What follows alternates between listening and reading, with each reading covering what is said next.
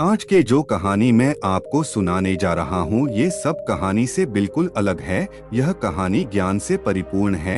यह कहानी बहुत ही महत्वपूर्ण है। यह कहानी है 4 युगों की है। हो सके तो कहानी को पूरा सुनिएगा। इससे पहले अभी तक आपने हमारे चैनल को सब्सक्राइब नहीं किया है तो सब्सक्राइब करके बेल आइकन को प्रेस कर ले। चलिए कहानी शुरू करते हैं। एक समय की बात है, चारों युग यानी चारों भाई एक साथ बैठे हुए थे। तभी आपस में चारों में विवाद होने लगता है। सतयुग, त्रेता, द्वापर और कलयुग चारों एक साथ बैठे हुए विवादों में उलझने लगे। सबसे पहले सतयुग कहने लगा कि अरे मूर्खो, तुम सब मुझसे छोटे हो, तुम मेरी बराबरी कैसे करने लगे। जब त्रेतायुग ने ये बात सुनी तो कहने लगा कि तुम सबसे बड़े कैसे हो सकते हो, तुम सब में सबसे बड़ा तो मैं ही सर्वश्रेष्ठ हूँ, तुम मुझसे सर्वश्रेष्ठ नहीं हो सकते। तब तक द्वापर युग बोल उठा कि तुम सर्वश्रेष्ठ कैसे हो सकते हो, तुम सभी में श्रेष्ठ तो मैं हूँ, तुम्हारा श्रेष्ठ होने का तो प्रश्न ही नहीं उठता। तब तक कलयुग कहने लगा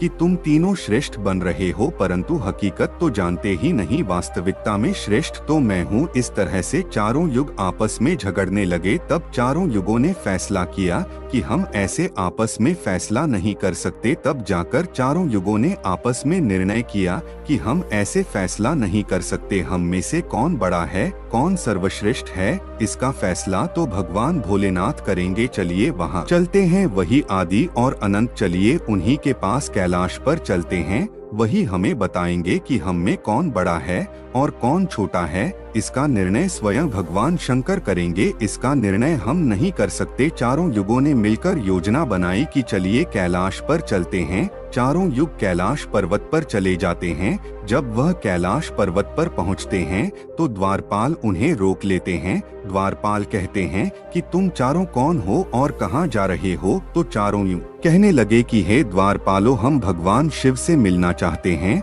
और हम 4 युग हैं, उन्हें हमारी आने की सूचना दीजिए। स्वयं नंदेश्वर महाराज भगवान शिव के पास आए और भगवान शिव से कहने लगे, हे प्रभु, हे कैलाशपति, आपसे चारों युग मिलना चाहते हैं। भगवान शिव कहते हैं कि उन्हें सम्मान सहित हमारे समक्ष ले आओ। भगवान नंदेश्वर चारों युगों को लेकर पहुंच जाते हैं भगवान शिव के पास। भगवान शिव ने चारों को सम्मान सहित अपने दरबार में बैठाया। चारों युग भगवान शिव को प्रणाम करते हैं। तो भगवान शिव ने चारों युगों से कहा कि आप सभी का हमारे दरबार में, हमारे कैलाश पर स्वागत है। कहो युगो, तुम्हारे आने का क्या कारण है। तुम तो स्वयं ही कालचक्र हो, तुम तो स्वयं ही समय हो, फिर ऐसा क्या कारण है कि तुम्हें हमारे पास आना पड़ा। चारों युग कहते हैं कि हे सृष्टि के रचिता, हे भगवान शिव, हम चारों में विवाद खड़ा हो गया है और हम उस विवाद का समाधान नहीं कर पाए, इसीलिए हम आपके पास आए हैं। अब हम आपसे निवेदन करते हैं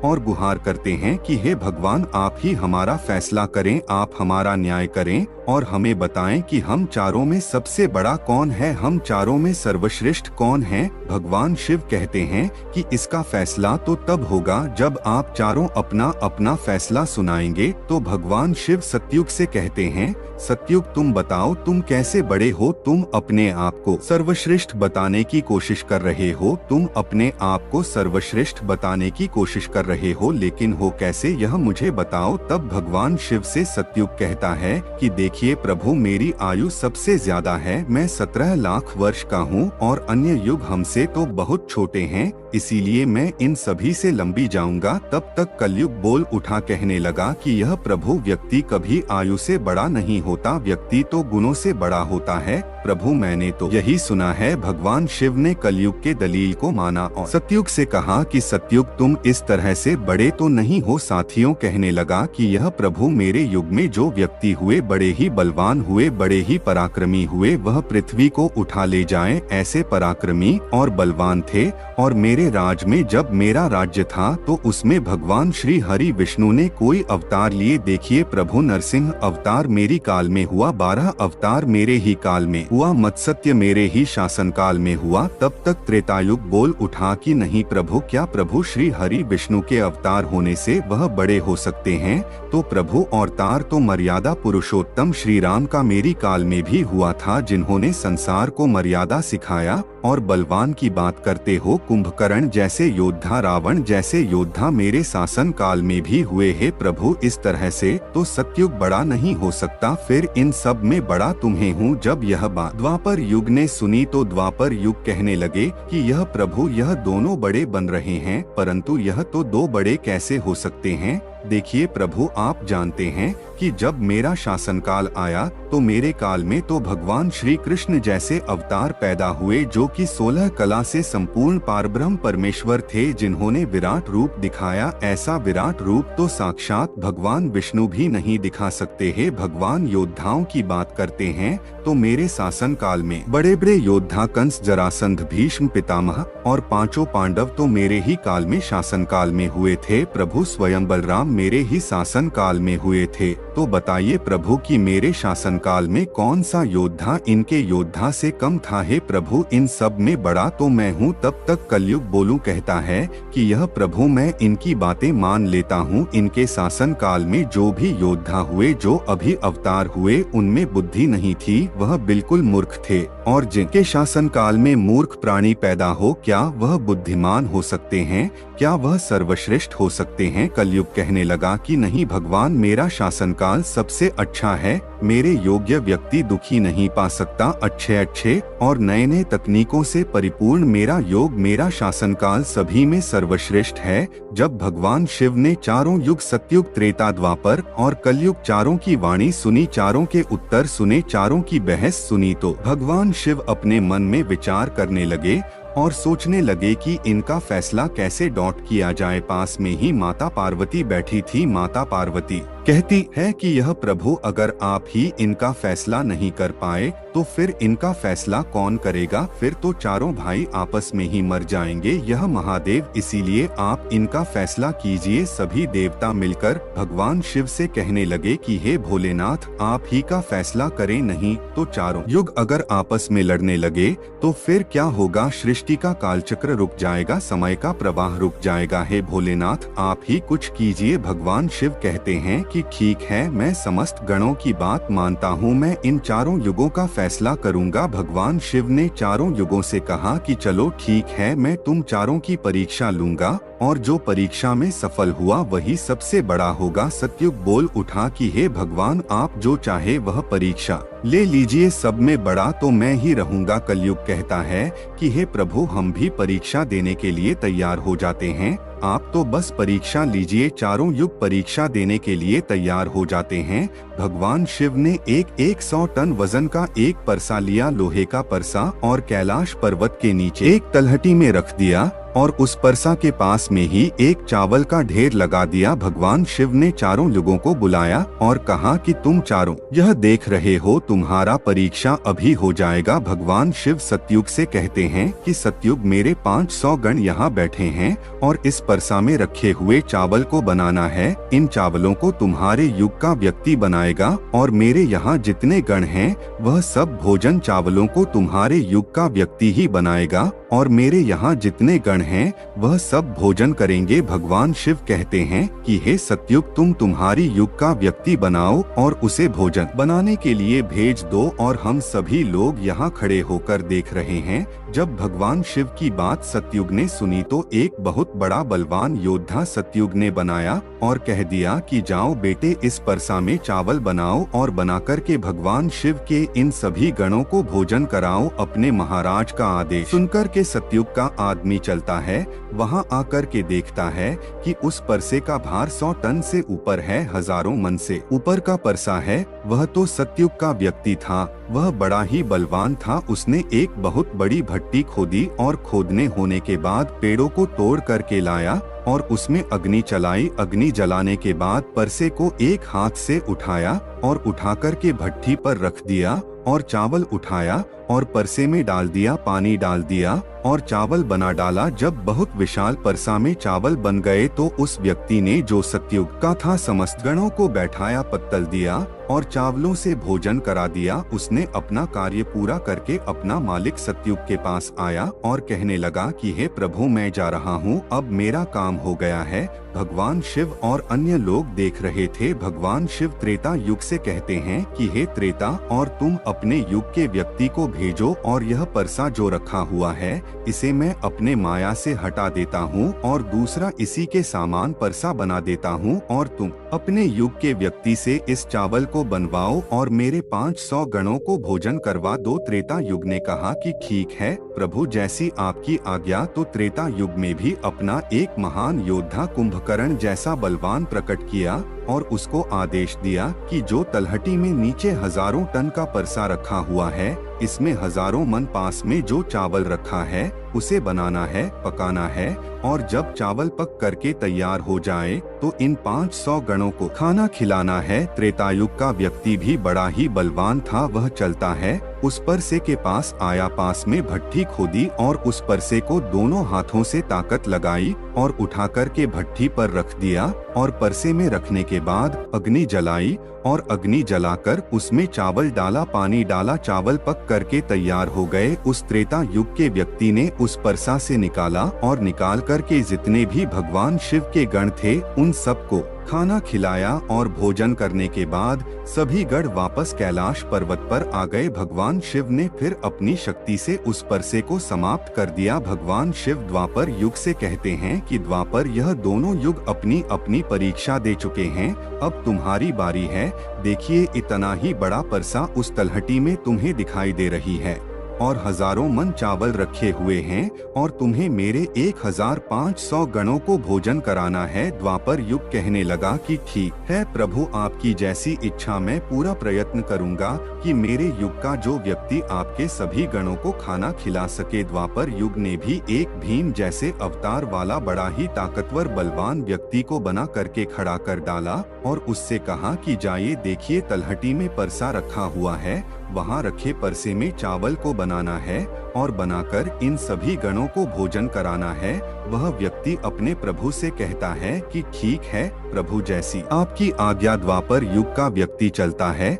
उसने देखा कि परसा तो कुछ आकार में बड़ा है, उठाने में ताकत लगानी पड़ेगी, परंतु उसने भट्टी खोदी और लकड़ियों की व्यवस्था की और उस परसे को दोनों हाथों से उठाया और उस परसे को अपना पूरा दम लगाकर दोनों हाथों से उठाया, क्योंकि उसे सतयुग और त्रेता युग के व्यक्ति उठा सकते थे तो उसे बहुत ताकत लगानी पड़ी। पूरी ताकत लगाकर उसने उस परसे को उठाया और उठा करके जैसे तैसे खींच खांच कर उसे भट्टी पर रख दिया। नीचे अग्नि लगाई, उसमें चावल डाल दिए और जब चावल बन गए तो वही तरीका उसने भगवान शिव की सभी गणों को भोजन कराया। खाना खिलाने के बाद वह द्वापर युग का व्यक्ति अपने मालिक के पास आता है और कहता है कि प्रभु, मैंने अपना काम कर दिया। द्वापर युग ने उसकी पीठ थपथपाई और कहा, शाबाश बेटे, अब तुम जा सकते हो। और भगवान शिव कहते हैं कि है कलयुग, अब तुम्हारी बारी है। ये परसा तुम देख रहे हैं, वो उसका वजन कम नहीं होगा, उसका वजन उतना ही रहेगा, हजारों टन। लेकिन अब तुम्हें परीक्षा देनी है। तुम मानने को तैयार नहीं थे कि तुम सबसे छोटे हो, लेकिन तुमने तो माना नहीं। तुम्हारे आदमी की आयु मात्र 100 वर्ष है, जबकि अन्य युगों की सबसे अधिक होती है। सतयुग की आयु 10,000,000 वर्ष होता है। त्रेता युग में 10,000 वर्ष होती थी और द्वापर युग में 1,000 वर्ष होती थी और ये कलयुग तुम्हारे शासन काल में तो मात्र 100 वर्ष है और तुम्हारा आदमी भी छोटा है। जो भगवान शिव की बातें कलयुग ने सुनी तो कलयुग कहता है कि प्रभु ठीक है, मैं आपकी बात मानता हूँ, लेकिन आप पहले मुझे इस तरीके से हताश मत कीजिए। प्रभु, आप तो एक न्याय करता है, आप तो एक जज हैं, सबको मौका दिया जाए परीक्षा के लिए। आप मुझे भी परीक्षा देने का मौका दीजिए, हम भी परीक्षा देकर देखेंगे, यदि हमसे नहीं हो पाया तब जाकर हम मानेंगे। भगवान शिव कहते हैं ठीक है, तुम अपना आदमी बुला लो। फिर भगवान शिव कहते हैं यह परसा देख रहे हो हजारों टन का है, वहाँ चावल रखा है, यह हजारों किलो टन का परसा है और इसमें इतने सारे चावल रखे हुए हैं,